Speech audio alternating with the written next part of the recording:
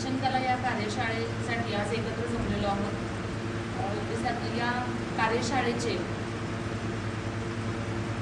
या कार्यशाळेचे सर पवन जाधव सर यांना सर्वप्रथम मी अर्पितापूर आभार मानते, कारण त्यांनी या कार्यशाळेमध्ये भाषण म्हणजेच लोकांपर्यंत संवाद कसा साधावा हे आम्हाला शिकवलं।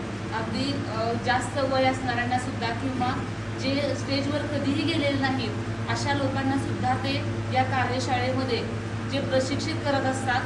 आणि जर आपण याच्यामध्ये जर पाहिलं तर याची फीज वगैरे आहे, तर लोक विचार करतात की एवढे पैसे मी भरले, तर या पैशाचा कोणताही विचार न करता या विद्यार्थ्यांनी किंवा महिलांनी किंवा या राजकारणामधील लोकांनी ही कार्यशाळा जी आहे ती सर्वांनी जॉईन करावी आणि आपला जीवनामधील जो योग्य कल आहे किंवा योग्य आपलं जे कौशल्य आहे ते नक्कीच विकसित करावं।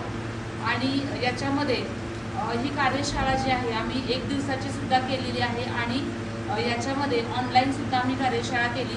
तर या ऑनलाईन कार्यशाळेच्या माध्यमातून सुद्धा आम्हाला चांगल्या पद्धतीचं नेतृत्व जे आहे किंवा बोलण्याची कला जी आहे ती चांगल्या पद्धतीने अवगत झालेली आहे।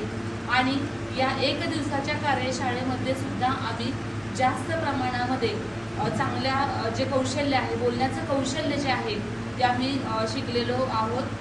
तर या पद्धतीनं माझी एकच विनंती आहे की माझ्या जीवनामध्ये या भाषण कलेसाठी जर योग्य गुरु ठरतील तर पवन जाधव सर ठरतील आणि याच्यामध्ये मला त्यांचं मार्गदर्शन जे आहे ते नेहमीच लाभावं।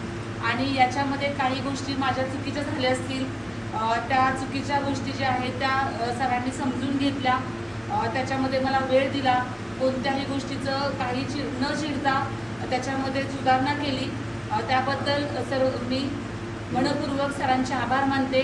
आणि इतर माझे जे सगळे जे माझे उपस्थित जे माझे सहकारी आहेत त्यांनीही मला माझं सगळं बोलणं ऐकून घेतलं आणि मला त्याच्यामध्ये सुधारणा करण्यासाठी त्यांनी मला मार्गदर्शन केलं, त्याबद्दल सर्वांचे मी आभार मानते। नमस्ते, धन्यवाद, जय हिंद, जय महाराष्ट्र।